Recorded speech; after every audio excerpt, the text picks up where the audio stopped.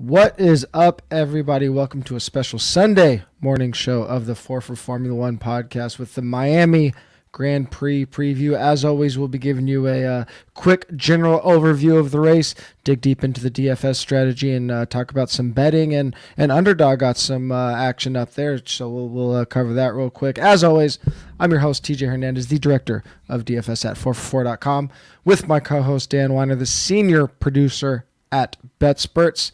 And before we get into everything today, just a reminder that 4for4 has teamed up with Run the Sims for projections, tools, content for both F1 and USFL DFS betting. Make sure you go to runthesims.com and use the promo code 4for4 for 10% off the USFL and Formula One package, or see the link in the description to sign up for that. Dan, welcome to US action of Formula One.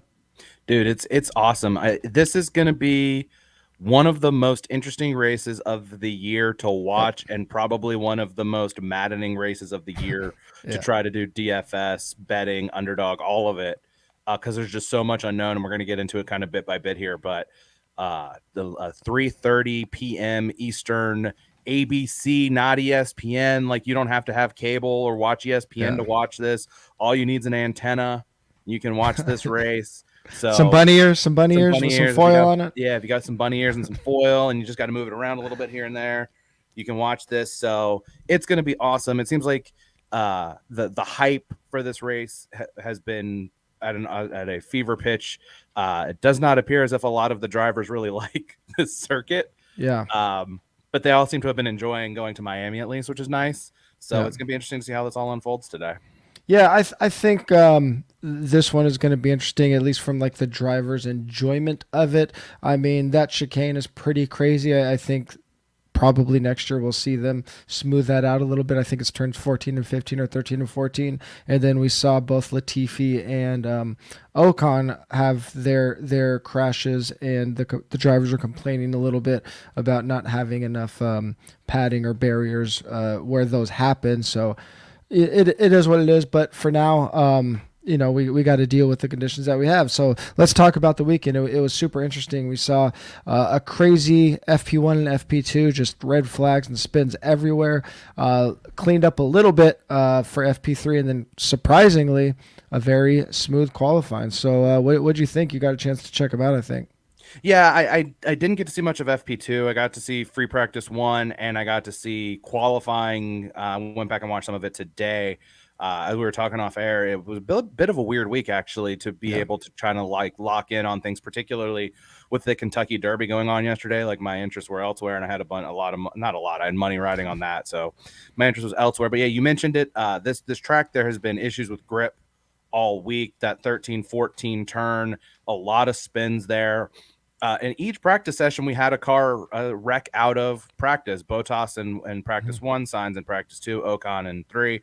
Bottas and Sainz were both fine the rest of the weekend. Ocon's happened yesterday, so that completely ruined his qualifying. He didn't get out for Q1, so he'll start in last place. But yeah, Q1 was interesting. Lewis Hamilton, it seemed like, again, Lewis Hamilton wasn't going to get out of Q1 there, and then he managed to get out and do pretty well the rest of qualifying. Haas didn't get out of Q1. Kevin Magnussen's radio wasn't working, which, it's always something. You're coming to technically your home race as the American team, and your communication with your team going out seems less than ideal. Alex Albon was very fast in practice and bad in Q1, so that's going to be something worth keeping an eye on for today.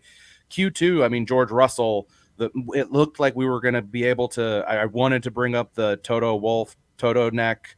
We're coming for everyone next year thing from, or everyone's got a target on their back next year thing. I was all ready to load it up and bring it in today. And then George Russell, out of nowhere, after having a really good practice, just struggled in Q2, didn't get out of Q2. And then in Q3, like you said, I mean, it was clean, but Max Verstappen just struggled. And he said it himself. He said, I effed it.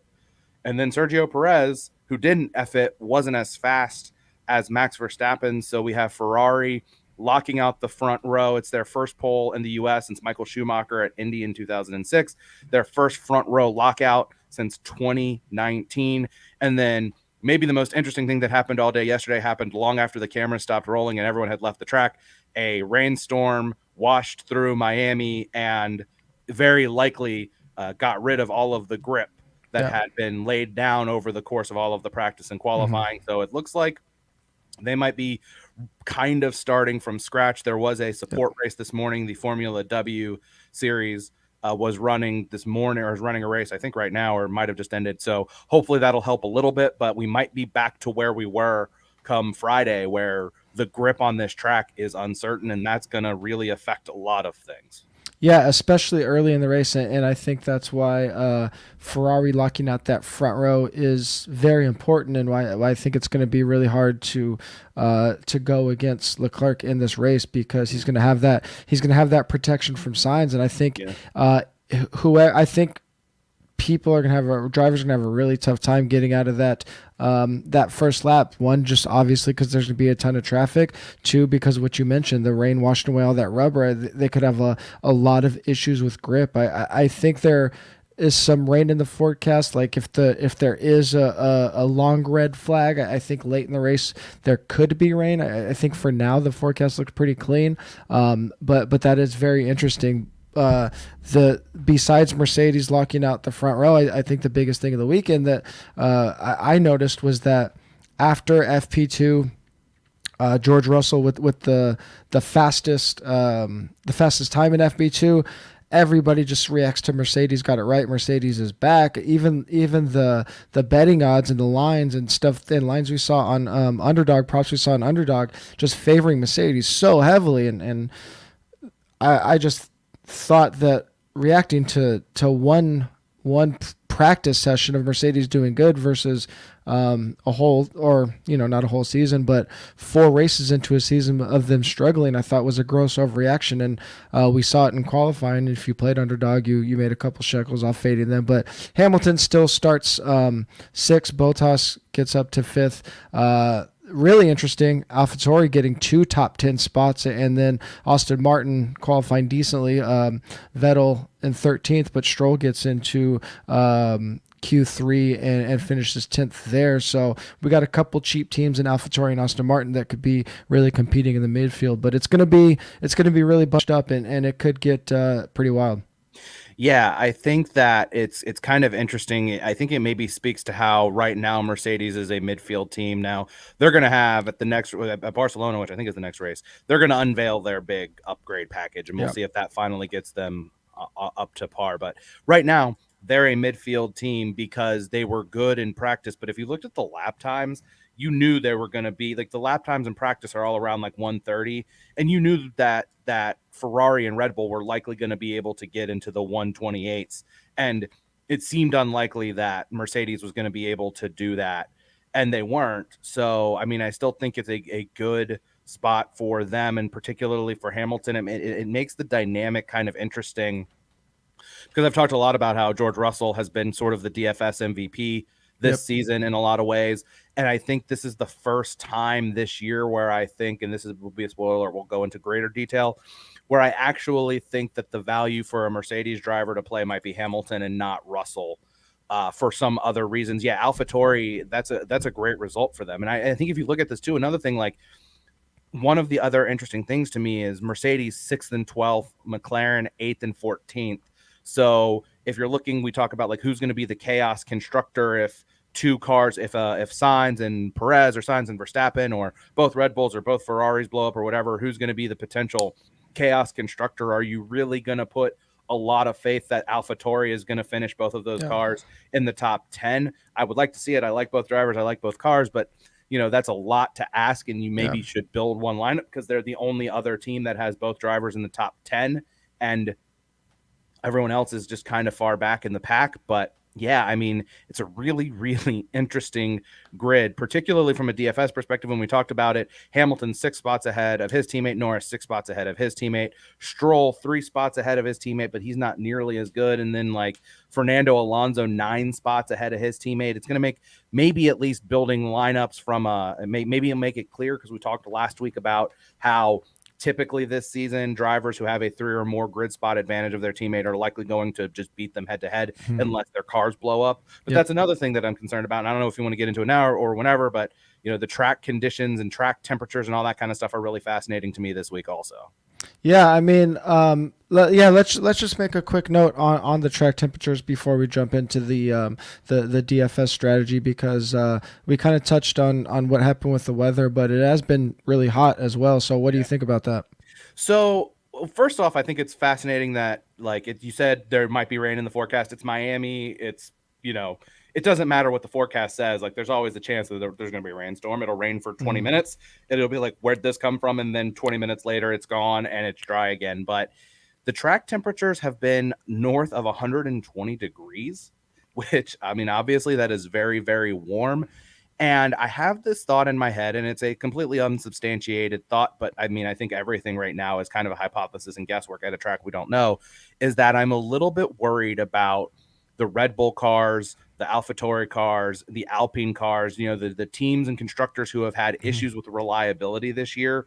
We've never run a full GP at this track. Like, they were fine through practice and qualifying, which is really just running like 16 laps, but you're really only running about a third ish of a GP. So are we going to end up in a situation where we get into the 30s and 40s of lap 40, and suddenly Max Verstappen has issues with his car again, and Sergio Perez has issues with his car?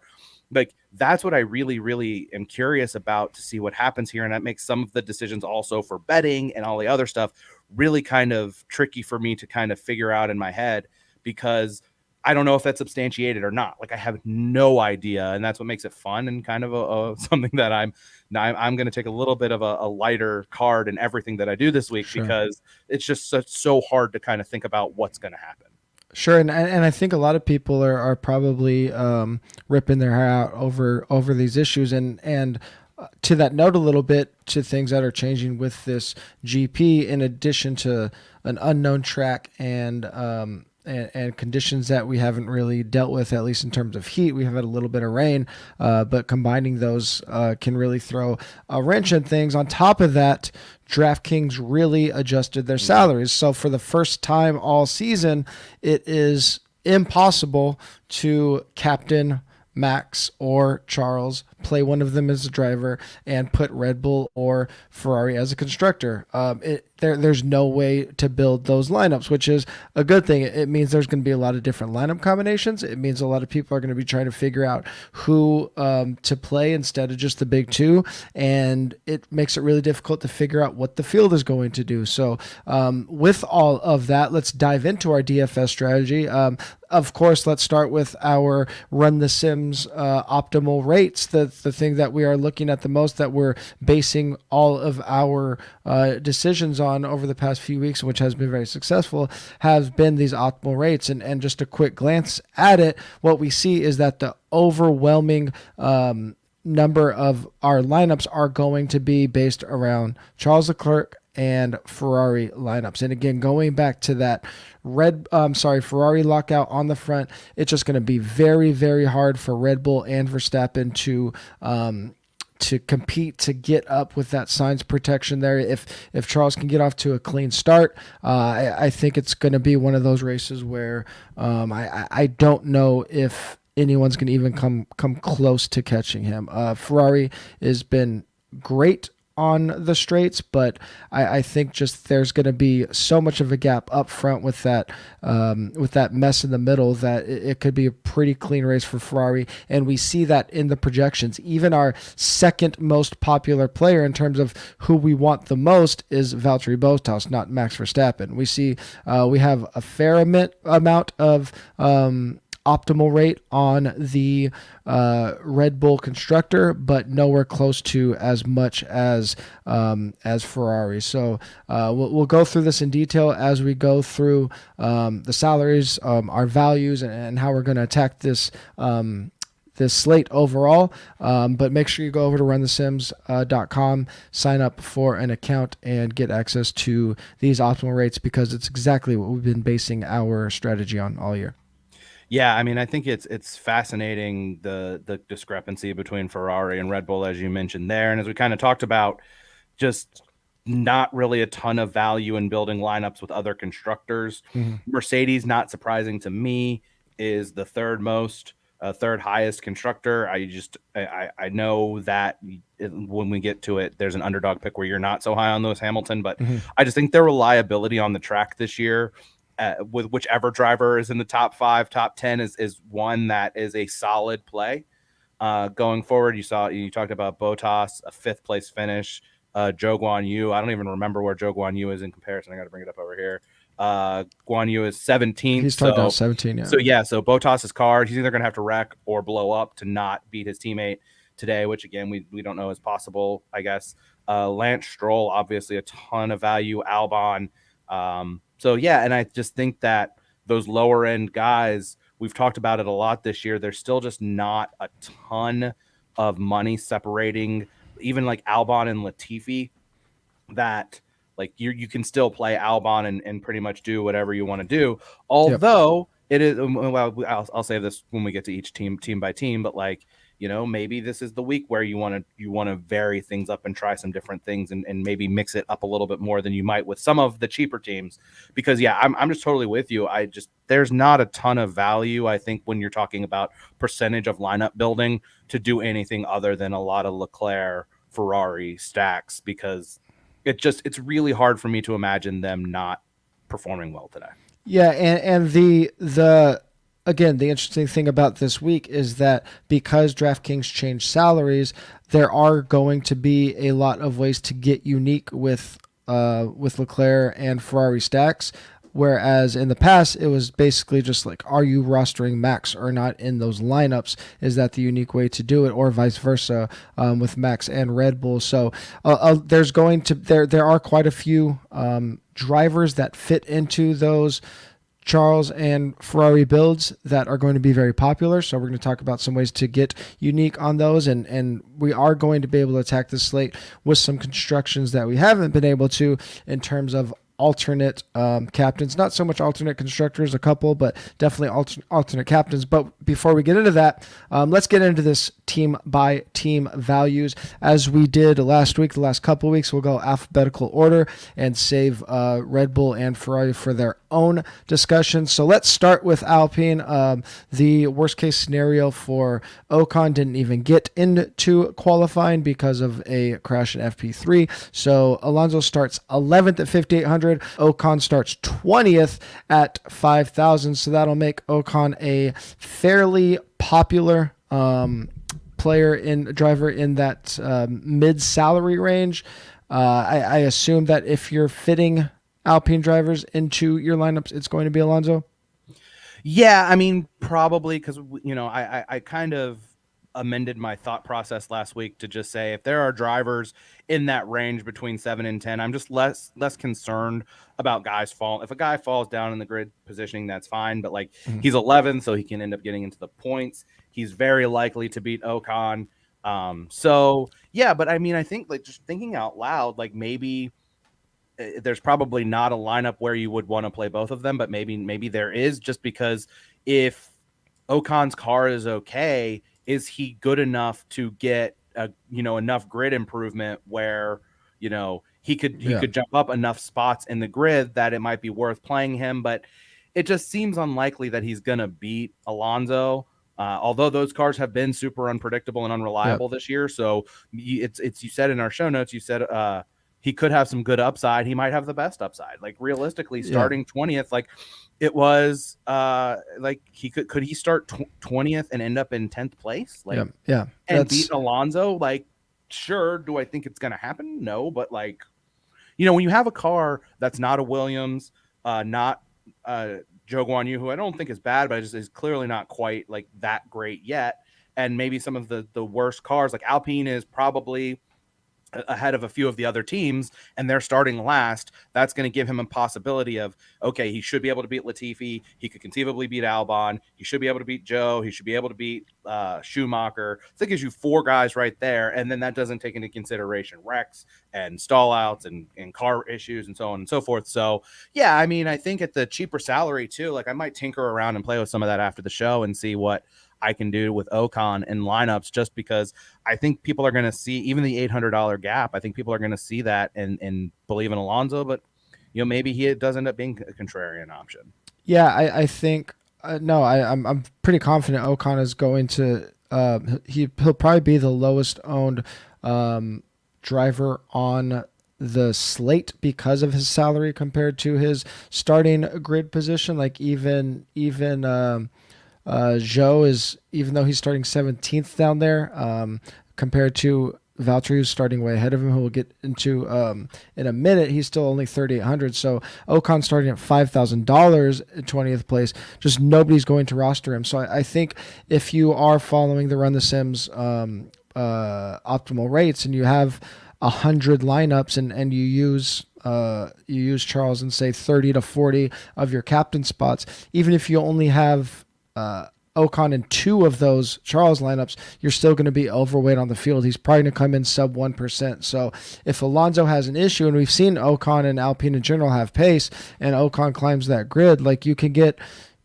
conceivably get a decent 10 points, 11 points out of Ocon if he gets his +5 because Alonso has a wreck and climbs 10 grid spots and then gets his 1 point for being classified. All of a sudden you got 11 points out of a driver that nobody is using. So I think I'm going to let Alonso just kind of fall into place in most of my lineups. Just make sure I have Ocon in 2 of my Charles lineups, 1 of my Max lineups, and then whatever other random lineup he falls into. If I have him 4 times, I'm well above the field. Yeah, I mean, I think that totally makes sense, and I think there's a case for playing both guys in that regard. And actually looking right now on my phone at some potential lineups, because I hadn't even really considered Ocon, and the more I think about it, the more I do kind of like him as a zig when everyone else is zagging kind of play. Yeah, and you barely need to use it to be different. Let's move on to Aston Martin. The big winner of qualifying was Lance Stroll. He's starting 10th on the grid at only 3,200. Seb had a pretty good qualifying, not great, but better than what Aston Martin has been doing. 13th start, at least for a $3,600 salary, a decent starting grid position. Stroll is our best salary versus grid. He has the 19th salary, starting 10th, so he is going to be used a ton. He's the player that you're going to use the most besides the Williams drivers to really open things up, but he'll be pretty popular as well. So pretty much what I've been doing with these Aston Martin Williams teams is just kind of been mixing them up. Surprisingly, we have them projected for somewhat close ownership, but Stroll will be the most popular. So, I mean, any general thoughts here? I think just mixing these guys up has been pretty much what the move is. Yeah, we can keep this one moving pretty quick. They're both playable. You play Stroll a little bit more than you play Vettel just because he's in the points off the start in 3 spots ahead of him. But at the salary, could I see both of them, or could I see one of them, either of them finishing in the points? Sure. So yeah. Mix and match, play both of them. But I mean, they're both very playable at their salary and where they are in the grid. Alfa Romeo is interesting. Bottas had a great qualifying, starting 5th. He's always been a really good qualifier. How is he going to race is always a concern. He's at 7,400, so on the surface that sounds quite expensive compared to what we've had all year, but he's going to fit nicely in the lineups because, again, you're not going to be able to roster Max and Charles together with one of them as the captain, so it's actually quite easy to fit Bottas in your lineup. Zhou, all the way down at 17th, starting at 3,800. He's similar to Ocon in that if he's going to hit, Bottas is basically going to need to retire early. You're going to need to get a cheap contrarian +5. The problem is how much moving up the grid equity does Zhou have? So, I mean, I think if I'm going, even though he's $1,200 less than Ocon, if I'm going with the super contrarian down the grid guy, it's probably Ocon, but Zhou is cheaper. So any other thoughts on Alfa Romeo and how much you trust Bottas to hold on to that 5th place? I mean, I generally do. I think he showed in the last race that he is capable of doing that. I'm in my head. It's just we've talked about this a little bit across all season, those contrarian options. Mm-hmm. Eventually, there's going to be a race where Alex Albon crashes and where Valtteri Bottas crashes. And when you look at the projections and you see that Valtteri Bottas is the guy that you should be rostering second most on the grid, and that also immediately screams that his teammate who's 3,800 is someone who you should have sprinkled in somewhere in contrarian lineups. Sure. Because if the race goes a certain way and Bottas ends up crashing out of the race, you're immediately going to jump a lot of people who are playing him. So yeah, I mean, that's where my view is. I don't necessarily think it's going to happen, but every week you have to do it at some point with all, if you're playing the number of lineups that you play in particular, like you have to do it, even if it feels unlikely that he's going to beat his teammate, particularly with the 17 versus 5, on the grid. Like, just the ownership, the gulf, and what we expect the ownership to look like, you have to kind of play him at some point. Yeah, I think if you are just building a couple lineups and you're trying to figure out where do you use Guan Yu Zhou, if you have a lineup that you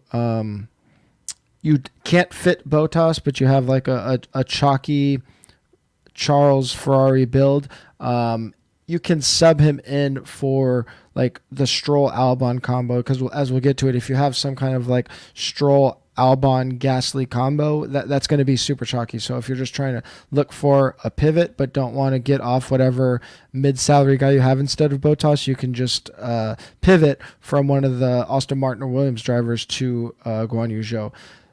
AlphaTauri, probably the most interesting team to roster this week because they both finish top 10. They're both top 3 in salary versus grid value. Gasly starting at 7th. This has kind of been my favorite team puzzle to attack when we have the driver that is more expensive, that's going to be more popular, but he's barely starting ahead of his teammates. So he's only starting 2 grid positions ahead of Yuki Tsunoda. He is $1,200 more, but he's going to be more popular than Tsunoda. So I think Yuki is going to naturally fall into some Charles and Ferrari builds because of his forgiving salary, but I still think Gasly is going to be in a lot more lineups.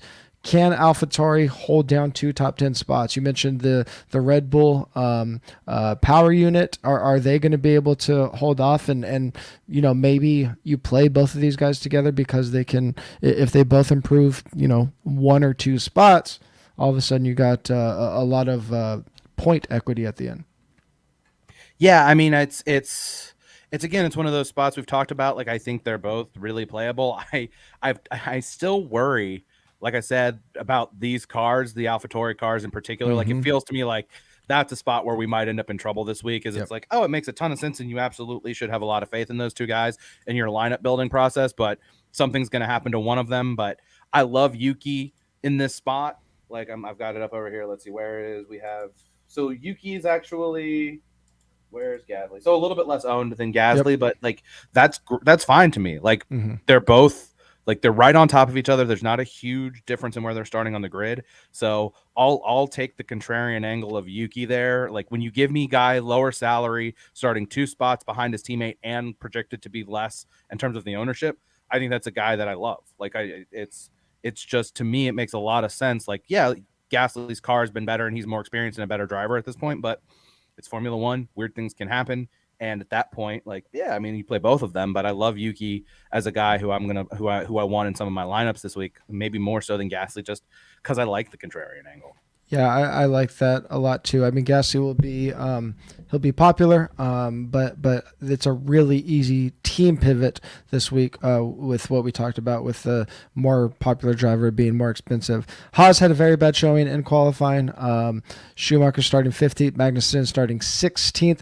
Magnussen, outside of Ocon, probably the worst value on the slate. Unfortunately, unlike Ocon, Haas just showed really bad pace with both cars in qualifying. I don't know if they have much chance to move up the grid with what they showed. And Magnussen is $1,800 more than Schumacher starting behind him. So if I'm going to roster a Haas driver, I'm just kind of looking for that cheap +5, paying $6,400 for Magnussen for hopefully a +5 and not much more. Isn't super appealing to me. What do you think? I'm trying to play it out in my head right now because I didn't really think a whole lot about them. But if you're looking at Magnussen, so 5 spot grid improvements, 3 points, right? Yeah. So 3 points for that, 5 points for beating his teammates. So he's got, like, for me, like a 10-point ceiling if he can get into 10th. Yeah. Like, Magnussen's going to get to 10th, 10 points. Yeah. It's probably like what his realistic best case scenario is. And is that going to be worth what you're going to have to pay for him for guys who are in comparable salary ranges to him who are in a much better spot? Like, Pierre Gasly is $5,400 and he's starting 7th. Yeah. Like, Valtteri Bottas is 7,400, so he's more expensive by $1,000, but he's starting 5th and Kevin Magnussen's starting 16th.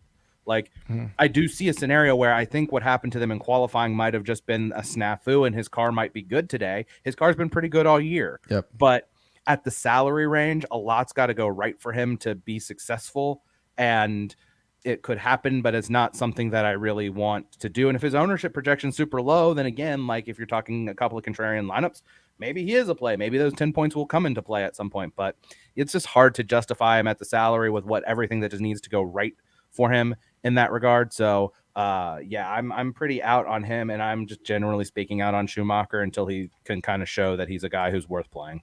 Yeah, I'm not loving Haas this week. We have a lot of guys that are cheaper than Schumacher that are just easier to project against their teammate, and that you can just mix and match better. So not in love with Haas this week, and I think K-Bag is probably my least favorite teammate starting behind. Like again, at least with like Ocon and Joe, you've got some super contrarian plays and cars that have been pretty good and some move up the grid equity.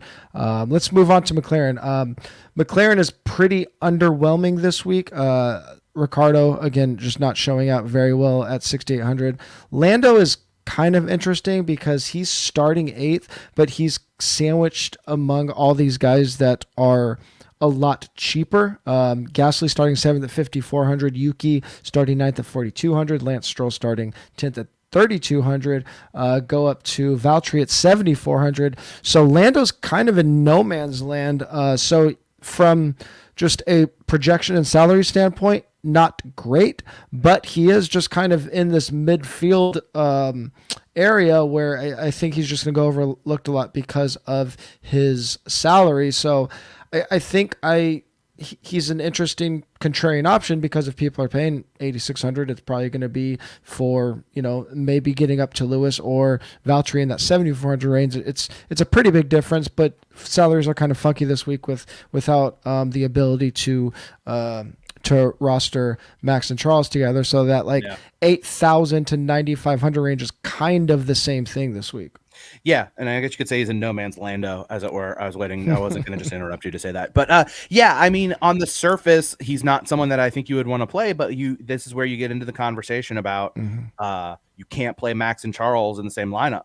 So you have to kind of figure out who's that next tier of guy, and it's in the conversation of, okay, you start talking about mixing and matching like a Sainz or a Perez, and then like Lewis Hamilton and Lando Norris. Those guys salary-wise are all kind of comparable to me. I mean, obviously there's a gap there, but like Lando Norris, he's not likely to finish as high as Carlos Sainz, I don't think, but he's very likely to get the 5-point bonus for beating his teammate. So can he climb enough on the grid to where he makes up the point differential that I think Carlos Sainz finishing 2nd or 3rd might get, where Carlos Sainz is not likely to beat Charles Leclerc? So, yeah, I mean, I think you have to look at it from that perspective when you're trying to figure out how you're going to roster these guys, and that's what kind of makes it a little bit interesting because, again, if we're talking about Leclerc-heavy builds, Leclerc-Ferrari stacks, you probably need to sprinkle in some Charles Leclerc or some Lando Norris and some Lewis Hamilton and some of these other guys as, okay, well, if I can't play Max, and obviously you can't, if you're going to stack Ferrari and Charles, you can't play Sainz, so it becomes, okay, well, Sergio Perez, Lewis Hamilton, Lando Norris, which amongst those guys has the potential to finish highest in the grid? And do I think that I would trust Lewis Hamilton more than I would trust Lando Norris on track in cars that are pretty equal? But I also think there's probably a bigger possibility, if this makes any sense whatsoever, that maybe George Russell can compete with Hamilton than Ricciardo can compete with Lando. No, definitely. That said, I don't necessarily think that either scenario is super likely. Yeah, no, I mean, you mentioned, and this kind of is a perfect segue into Mercedes because it is actually quite similar situations in terms of Hamilton starting 6th at 9,200 and Russell starting 12th at 7,800. Not obviously perfect match salaries, but we have seen Russell climb the grid a couple times, and is he going to be able to do this, starting from 12th with Hamilton starting all the way up at 6th this time? I'm not sure, but I think the the way I'm going to be building lineups, I'm more likely to sprinkle in both Hamilton and Russell than I am Lando and Ricardo. I think Lando, Hamilton, and Russell are all viable. I don't know how viable Ricardo is, but Hamilton is kind of the same as Lando. And actually, as we talk through this, Hamilton and Lando are both projecting for sub 20%, like in that 15 to 20% range. And that's because that 7,500 to 9,000 range, the lineups that can fit that, it's going to be dominated by Valtteri. So if we're talking about a race that's very hard to predict, two guys starting right behind him that are going to be way lower owned, I mean, it gets really intriguing to have Hamilton in quite a few of my lineups. I don't think a lot of people are going to be able to afford that 9,200. It's still a little bit pricey, but I think him with a couple cheap drivers and Charles is definitely going to be a contrarian build.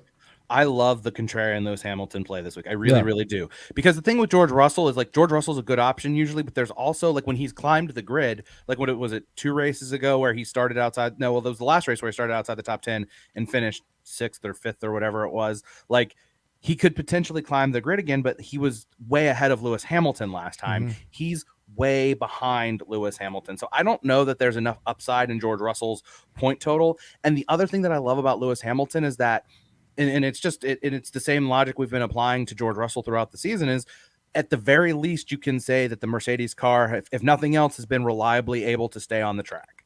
And we don't know if that's going to be the case with the Red Bull cars. And sure. So there's a scenario in my head, and it's a bet that I won't put I didn't put on my list because I won't pull the trigger on it, but I kind of want to, was an exact order of Leclerc, Sainz, Hamilton, where there's just an issue with the Red Bull cars. And, like, you're asking me, can Lewis Hamilton in a car that's roughly about as fast on track over the course of these laps as a Bottas, a Norris, and Gasly are the guys he's around, should he be able to beat those guys? Yeah, I think so.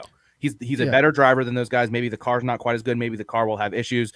But as a contrarian issue, I think at the very least, this is the first week all year I feel like it is where Lewis Hamilton is playable. Yeah, and as we talk, I'm kind of clicking lineups and just kind of thinking as we talk, and I'm wondering if players that have been playing this format so far through 4 races have been so conditioned to play studs and duds because of the way salaries have been being able to roster Max and Charles. If a lot of people are just not going to play as many midfield builds as you think, and like a Leclerc Ferrari captain constructor with Hamilton, Latifi, Gasly, Vettel is viable, and we've seen that if the grid plays out like you mentioned, that 1, 2, 3 with Lewis podium and then Gasly and Vettel both starting high, you can feasibly get 5 if you include Sainz in your constructor, 5 of the top 7 drivers in your lineup. And we've seen, Latifi's going to be way less popular than Albon, and we've seen a winning lineup with a Latifi getting a 0 in there. Like a 0 isn't going to kill you. He's not going to lose grid equity for you. He's not going to get you negative points because he's already starting down at the bottom. So if you can get 5 of the top 7 drivers in the lineup, and Latifi doesn't beat Albon, you might not be you might be okay, since Albon's going to be so much popular than Latifi. Again, perfect segue to Williams. Albon 3,400, starting 1 spot ahead of Latifi. Latifi at 3K, starting 19th. Even though they're starting 18th and 19th, we saw Albon be really, really quick a couple times. So I think Albon does have some move up the grid equity this week. Yeah, I definitely think that there's a possibility that he could have a good race, and I wonder if they might try the same. Particularly not really certain what the tire strategies are going to look like this week, and how the tires are going to hold up, and how the hard tire is going to be more viable probably because of the track temperature. Yeah. Might they try the same strategy again where he starts on hard tires and they try to go as long as they can on the hard tire in hopes that that's going to go their way? This is probably a 2-stop race though, right? It is probably. It seems like everything I've read says this might be a 2 or even a 3 depending on how the tires hold up race. So they might just try to, but they're Williams. They're going to they might try to do something different from what everyone else is going to do. And that kind of makes it interesting with Albon. Like, that's another thing to think about, is they're going to probably think outside the box in hopes of getting 10th place. Williams knows Yep. that their realistic ceiling in any given race is 10th place, but if he goes up 8 spots, that's 3 points. If he beats his teammate, that's 5 points. If he classifies and finishes 10th, that's 2 more points. So that's a 10-point ceiling for Alexander Albon, which, over some of the other options at the price, I think is really worth it. And, here's the thing. He's 1 spot ahead of Latifi. If there's ever going to be a week where Latifi is going to actually beat him, this is going to be one of those weeks. And we've talked about it like last year. Latifi beat Russell head to head a couple, like 5 times, I think. It is going to happen at some point. And I would think that's why maybe I think Latifi has the slightest bit more value as a deep contrarian play in a studs and duds kind of thing. But, now that you can't stack Max and Charles, like, Nicholas Latifi's value then again goes down. But so that's kind of where I am. I do want to circle back to a comment from Samuel Campana. Said, are Mercedes and AlphaTauri the best pivots from Ferrari and Red Bull? I would say probably, given where Lewis is starting, given that AlphaTauri is in the top 10 and that Russell could very well get there. I don't necessarily think that there's going to be a great pivot one way or another. Yeah. I think you and I, TJ, are both in agreement here that this should be a race that is very much a Ferrari race. But yeah, I mean, I think that's probably, if that's what you're looking to do, is to kind of go against the grain there. Those are probably the teams that I would target. But as I said earlier, I'm still a little bit worried about the reliability for some of the Red Bull powered cars. Yeah. As always, just last note on Williams, as long as Latifi is 3,000 and Albon's qualifying, outside the top 15, we're always going to sprinkle Latifi into our lineups just because they're starting so close. Anything can happen in F1 race, and that $3,000 salary is just always going to open things up a little bit. We do have Albon as our second highest optimal flex in terms of usage behind Valtteri Bottas. That doesn't include flex plus captain. That's just optimal flex. But Latifi not far behind as our 7th most used driver in our optimal rate. So we'll be sprinkling them in. But using that question about Mercedes and AlphaTauri as a jumping off point, we will jump into our ownership projections. And we could go reverse here, starting with constructor, just because it's a very quick conversation. Constructors that the ownership is going to be, as it always has been, very heavy on Red Bull and Ferrari. We have them projected to combine for a little under 80%, which is slightly lower than usual, but I think the move here is to be really overweight on Ferrari, underweight on Red Bull. The ownership projections are 48-30 in favor of Ferrari. I think when I'm building lineups, it'll probably be more like 60-15 or something like that. And then, yeah, if you're sprinkling in a different constructor, our optimal rates have, Mercedes, maybe if 10%. So if you're building 20 lineups, only using them twice, and then sure, you could throw in one AlphaTauri constructor. With constructor, you kind of want double podium or win equity in there. I think Mercedes has a little bit better chance, at least like Lewis has some podium equity. AlphaTauri not as much as Mercedes. So if you're only building 20 lineups, I'd rather have 1 or 2 Mercedes lineups and no AlphaTauris, but you could throw one in there if you want. Yeah, I mean, I think that's kind of where it is. I don't think I would play AlphaTauri. There's just so much has got to go their way. And then, yeah, you end up in a scenario where you're going to need a rainbow podium, I think, for Mercedes to really kind of have any value. You're going to need it to be a Leclerc, Verstappen, Hamilton, or Leclerc, Perez, Hamilton.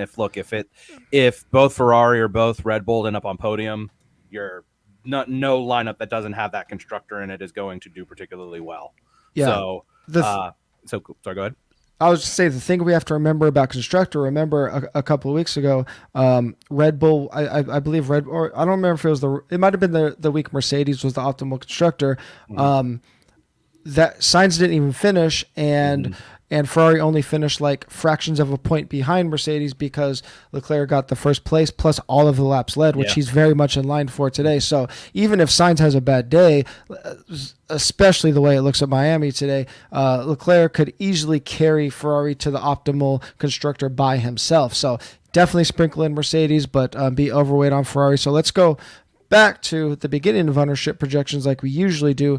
the most popular plays on the slate are going to be Valtteri Bottas, Lance Stroll, Alexander Albon, Sebastian Vettel, and Pierre Gasly. They all have our highest owned flex percentage. They are all the best values in terms of salary versus grid, but that does give us some leverage opportunities. So let's talk about the drivers and the captains that we're looking to exploit this week.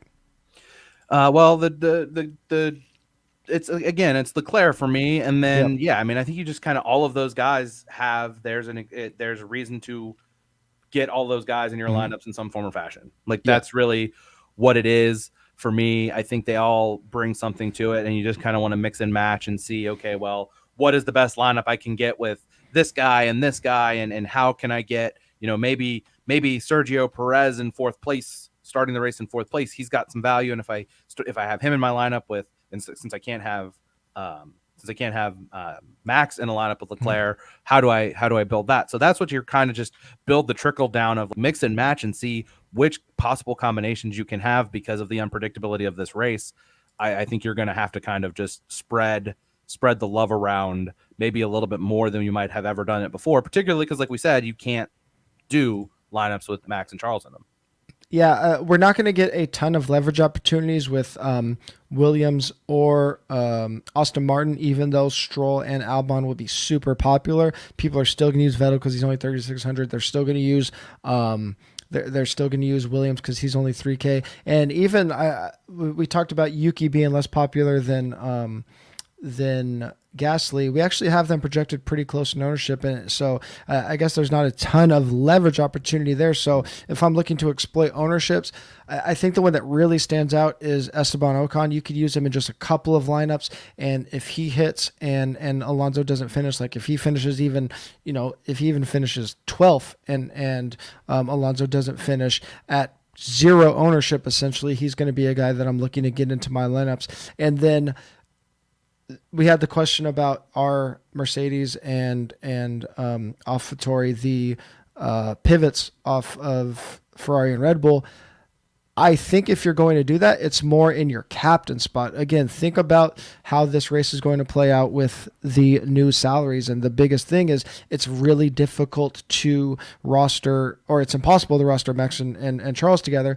So how can we get some upside built into our lineups? Well, you can have some cheap captains, get Max and Charles into your driver instead of captain, and there are actually quite a few scenarios where a cheap captain with Max and Charles as drivers have higher ceilings than even a stack with Charles and Ferrari. So I think probably the biggest takeaway this week, and I guess we kind of saved it for now, make sure you have some lineups where you have a affordable captain with Max and Charles together. I think that actually could end up being the highest upside build this week. Give me, so you dropped this in our Slack channel last night, and it absolutely blew my mind. Yeah. So just like give me a lineup you see where like a lineup potential build where we do that, and in it, because like to me, I just can't see a scenario where the points are going to work out that way. So who do you envision? You don't have to necessarily give me a lineup driver for driver, but like what scenario and who would you consider like someone worth playing in that situation where Max and Charles are drivers, not captains, and you see the upside to it? Yeah, well, I mean, so basically if let's say you play Gasly or Stroll, let's say you play Leclerc in captain and Ferrari in constructor. Leclerc could get you, he'll get you, if he just maxes out his points, he'll get you about 60 points. Ferrari will get you, 62-ish points. But all of your other guys in your lineup are probably going to be in that 5 to 11 point range. If Max and Charles finish 1-2, you can still get 40 points out of Charles in your driver, get 24 points out of Max in your driver, which is going to be, and then like two other 5-point guys or a 5 and a 10-point guy. That's going to be more, even with like a 6th place Gasly is going to get you, I think, 15 points. So that actually comes out to like slightly more than a Charles Leclerc captain with 3 cheapest drivers. All right. Like, So if I were to do like Gasly as my captain, Verstappen, Leclerc, Albon, Stroll, Ferrari, that's a lineup that you think has some upside potential. yeah, because that combo of the 1-2 can with Ferrari constructor, it's still going to match or exceed the points of like a Leclerc and captain with a a $4,000 guy or something like that. Now I got to see. Can I get? No, I can't Yeah, get and Bottas. it's gonna be close. I mean, it's not guaranteed ceiling, but there's a lot of finishes where that Charles Max as drivers is going to have a higher ceiling. So I would I'm just gonna say, play that. Why not? yeah, I've yeah, got it I loaded. would Let's say play it. We'll have see a what happens. couple in there. All right, I love it. Why not? We'll see what happens. So we've pretty much talked about our captain and constructor. I mean, my only other thing would be like, are you going to have any signs or Sergio? I think probably not as my captains. I'm probably not going to have much of them at all. No, yeah, I mean it's tough for me to envision the scenario where those guys are super playable, high salary, not a ton of upside compared to their teammates. Like maybe Sergio Perez.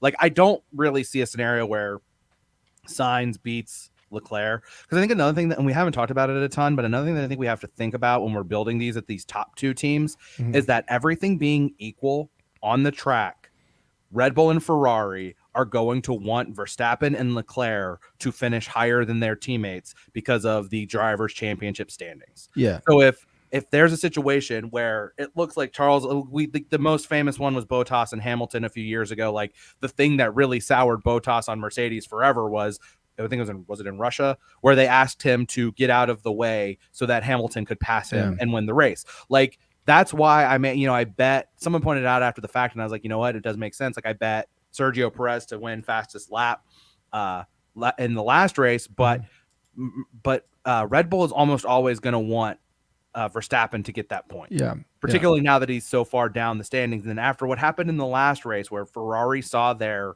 gap shrink, I don't see a scenario, unless it just appears that Sainz's car is just that much better than Leclerc's, and it hasn't been, where Ferrari is going to want to favor Sainz in any kind of competitive situation there. So his role in this race is very much to be the support, is very much to be the blocker, to try to make life as difficult for Max Verstappen as possible. So I don't love playing Carlos Sainz in DFS. There's a couple of betting angles, which we'll get to in a second, or a one betting angle that I kind of like. But like, it's the same thing with Sergio Perez. Like the only difference is, Max has had some real issues with his car this week. So maybe Max has car problems, and that allows Sergio Perez to podium and beat Max. And then suddenly, like, yeah, okay, there's some potential there. So maybe there's a Leclerc Perez, like a studs and duds that has some value to it. Now that I'm talking that out loud, I'm suddenly in this $1. I'm just gonna start playing a ton of these $1 leagues and lineups and see what happens. But that's really the only scenario though, like where I could see it. Like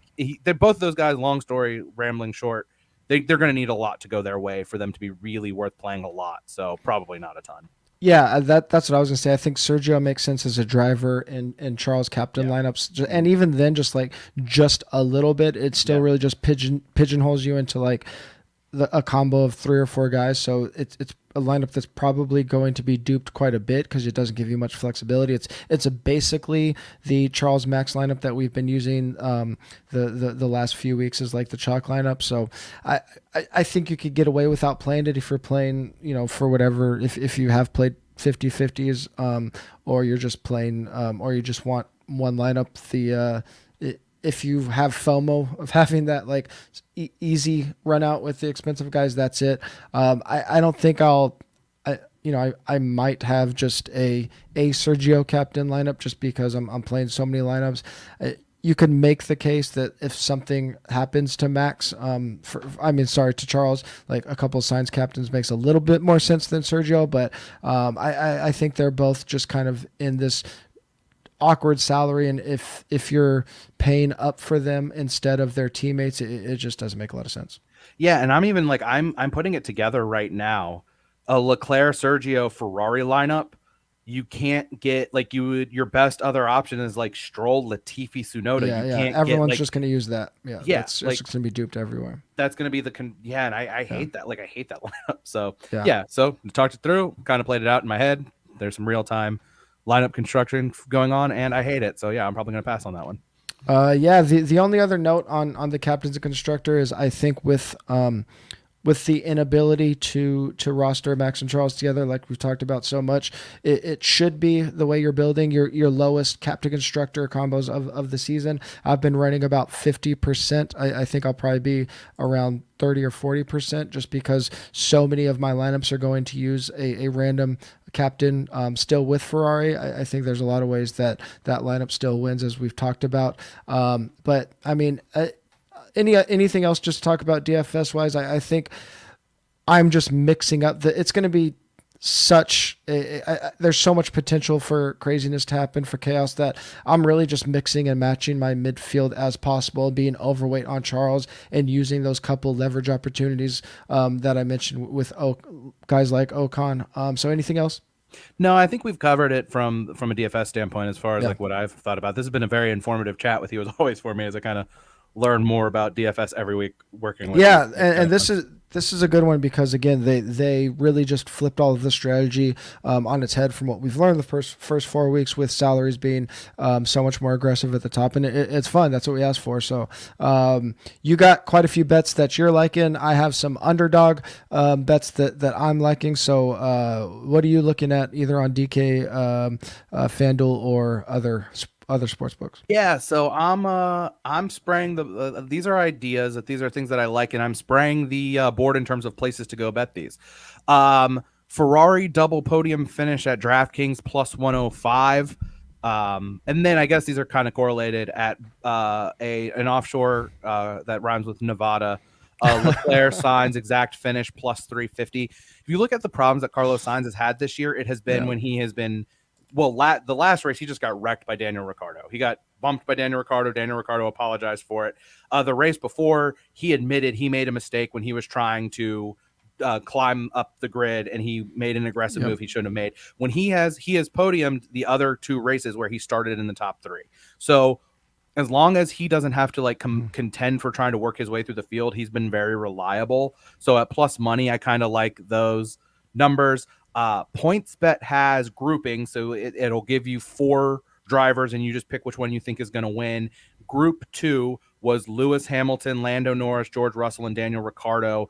Lewis is minus 118. I really like him there. Again, I just think the reliability of Mercedes, I don't think he's going to be fast enough to contend in this race without some chaos in front of him, but he's a couple spots ahead of Lando, who's plus 250. George Russell's what was 12th we said going in. He's plus 275 to beat all those guys. Ricardo's plus 2,500. I just don't think his car is good enough. So I'll take, Lewis Hamilton at minus 118 there. Driver to be classified, Nicholas Latifi, no, at Sugar House or Bet Rivers, depending on which state you're in. It's the same thing. It just, they have different names, same company. Plus 220. I think with the fact that we're going to see the grip disappear on this track and the fact that so many guys have spun out, and I'm not, this is just fading. This is just a fun fade Nicholas Latifi thing that I'm always going to want to do. And another thing not to cut you off, but as we are talking, speaking of Latifi and the grip, we just had another spell of rain at Miami. So even after that race, so it's going to be, it could be on and off all day. So this is going to be crazy. And that's the thing too, and then the other one, I guess this all kind of goes together. Bovada, the book that rhymes with Nevada, whatever. Bovada has virtual safety car, yes, and I'm really mad I didn't bet this yesterday because it was minus 200 yesterday. It's out to minus 350 now. But if you're looking for just a bridge jumper bet, there is almost no scenario where there's not a virtual safety car. Someone's going to spin out. Someone's going to get into the wall, and there might not be an actual safety car. You're probably just going to see someone spin and then get back onto the track. So that one just feels like it's a no-brainer. Another thing to go back to that I wanted to mention, going back to the signs stuff, if the grip is gone on this track, not only does it make it seem like it's going to make cars spin out, it's going to make overtaking really difficult, because the less grip, the less likely you're going to be able to go really make a good move to go overtake. And if overtaking's at a minimum, it seems very unlikely anyone other than Max Verstappen is going to be able to pass him. So the double podium for Ferrari, maybe you end up losing the 1 and 2, but at plus 350, I think that's worth a shout a little bit there. But even the plus 105 double podium, just if this is a race where it doesn't end up being that, because the conditions make it such that it's so difficult to overtake, it just sets up really well for Ferrari. So that's what I have on my card, and I know you have some underdog picks that you are into today. Yeah, so those that aren't familiar with Underdog is Pick'em. Since it's not a sports betting site, it is technically DFS. You have to pick at least two, so you're essentially playing minimum a 2-leg parlay.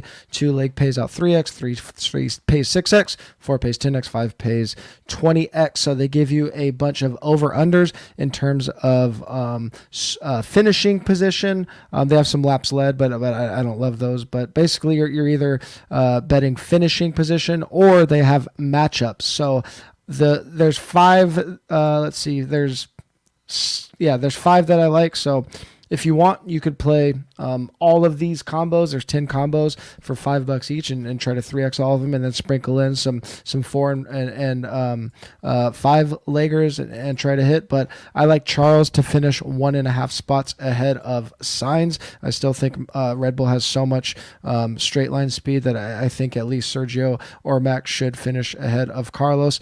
I like Stroll versus Vettel. There's no juice on that. It's just straight up with Stroll starting 3 spots ahead. So that's really nice. I like Lewis finishing over 6.5. He's starting at 6. I think Mercedes has had some trouble in this in the season. It's basically, can Lewis fall 1 spot back? I think that's definitely doable. Stroll, I like him finishing under 11.5, so ahead of 12th place, starting at 10th. He's one of our favorite drivers in terms of ownership. He's one of our favorite drivers in terms of player to captain, so that's a pretty good spot there. And then Valtteri's starting is he starting at P5, I believe? Yes. They have him at 1.5 spots ahead of Russell, so that feels like a pretty easy one to me. So Charles 1.5 spots ahead of Sainz, Stroll versus Vettel, Lewis over 6.5, Stroll under 11.5, Valtteri plus 1.5. I like Valtteri to finish 1.5 spots ahead of Russell. You said that you didn't like the laps led one. There's one though, however, I would argue that's listed that is an absolute no-brainer. They have Lewis Hamilton half a lap led under. He's not going to lead. He's crazy. He's very unlikely to lead a lap in this race. Yeah. So like I don't know. They might have taken that. Oh no, it's still on. Yeah. That's horrible. Yeah. So that one to me is an auto fire there. Looking through it again, yeah, like the Leclerc Sainz thing is tough. Like you like the Red Bull car to pass Sainz, so that's cool. Hamilton, like Stroll under 11.5. I dig that one. And then the Bottas versus Russell I think that's a really good look because he's just so far ahead of him. Yeah, like, of course, definitely. There's a scenario where Bottas has a bad start or whatever, but I feel like every week I think that Bottas is going to do well, he does, and then when I don't think he's going to do well, he does. So maybe not, but I saw that Hamilton one. I'm like, what in the world? Yeah, that's pretty crazy. They have some pretty bad lines on Mercedes across the board. Underdog is really overvaluing Mercedes. So if you just ride a fade Mercedes on Underdog, I think you could end up having a pretty good week over there. Yeah, I'm gonna start playing around with that some more. I haven't yet deposited. I was going to, and then again with the Kentucky Derby. Spoiler alert: I, like everyone else who bet it, didn't bet the horse that no one had ever heard of. So it was not a productive day for me yesterday. But nevertheless, like George Russell finishing position over 6.5. Like, is he really going to jump? Just Mercedes across the board. There's totally, they really butchered Mercedes line. So let me back up for a second. You can mix and match over, under, and head to head. Yes, sir. Oh, so I wasn't factoring that in. Now I'm definitely going to end up doing something. Yeah. So you could smash fade Mercedes on Underdog, and you're gonna have a good day. If you are like Dan and you haven't deposited on Underdog yet, you can get a free 4for4 Pro subscription by depositing at least $10 on Underdog using the promo code 4for4, and you'll also get a bonus deposit match up to $100. You must be a new Underdog user. See the link in the description here on the YouTube channel. And of course, if you haven't signed up for Run the Sims yet, go to runthesims.com and use the promo code 4for4 for 10% off USFL and F1 projections, tools, and content for both F1 and USFL DFS and betting. That is also in the description to sign up. We've been talking about it the whole pod, so you make sure you get signed up over there. We will be back on Monday, myself and Jen Akins, with a Miami GP recap, hopefully with a lot of extra shekels in our pocket. Please like and subscribe here on YouTube. If you're listening on our podcast, whether it's iTunes, Spotify, or whatever podcast you listen to, please give us a 5-star rating and review. And make sure you are following us on Twitter. 4for4 is at 4for4football. All the important stuff for BetSperts is at BetSperts Golf. Dan is at Really Dan Weiner. Run the Sims is at Run the Sims. I'm at TJ Hernandez. Talk to you on Monday.